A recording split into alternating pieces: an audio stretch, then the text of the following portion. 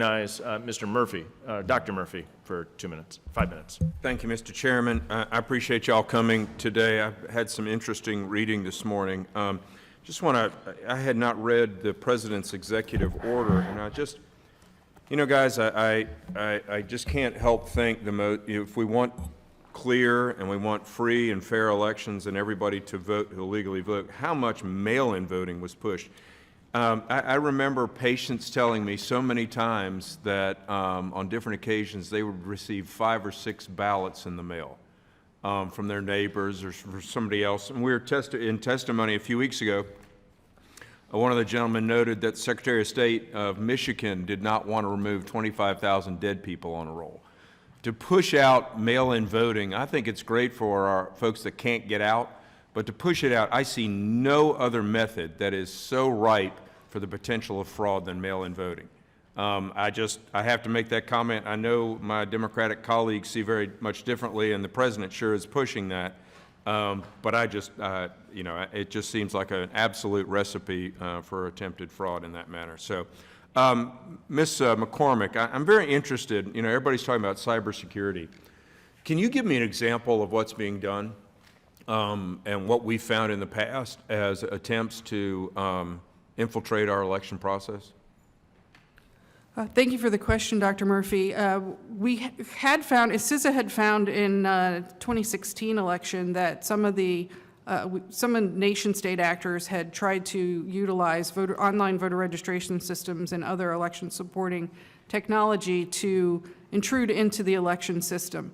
They were not successful. But we have I just ask, I need specifics on that when they get in the system. Do they mean actually go in and change ballots? Do they mean, what do you really actually technically mean? It was not changing ballots, sir. It was getting information from the voting registration systems.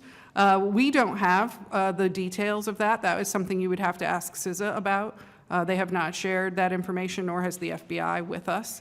Okay. But we do take the security of our systems very, very seriously. And we just recently passed an updated version of the VVSG 2.0 that has many increased requirements for security.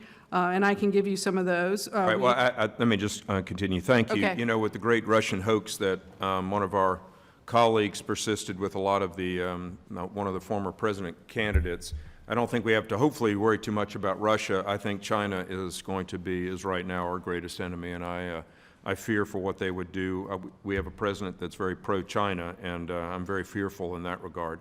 Let me just go back to this executive order. Did you or anybody in your office consult with the White House about this executive order, or did it just come out from somebody in a cubicle with their grand ideas? I'm not aware of anyone in our office coordinating with the White House on that order. We were not tasked under that order to do anything. You know, so you're not in charge of implementing anything with that executive order? We are not. We had a couple of federal agencies ask us for assistance. The National Institute of Standards and Technology asked us for information on and a white paper on disability, as they were tasked to look into disability issues with regard to that order. And I believe GSA also asked us for some advice. But we did not do anything other than what we already do. Okay.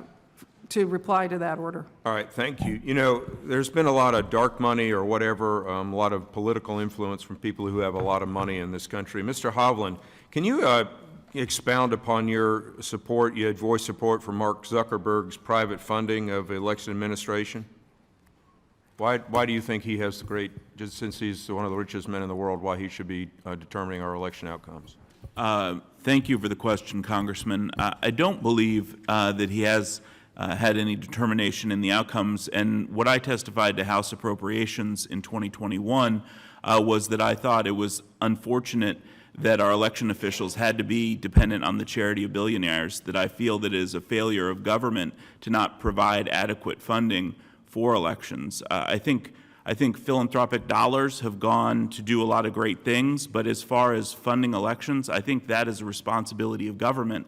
And I think it's critical that we provide adequate funding so that you don't feel the actions of Zuckerbucks are really a good patriotic thing? That's what I'm hearing you say. from interviewing election officials who received that money, I know so much of it went to get PPE, to have protective equipment, to have hand And you can sanitizer, to be you can able understand the to. appearance of such, that it's influence, and we know of all those things happening. You know, I don't agree with the Supreme Court decision many years ago that allowed all this extra money to come in. I absolutely think it was the wrong thing to do.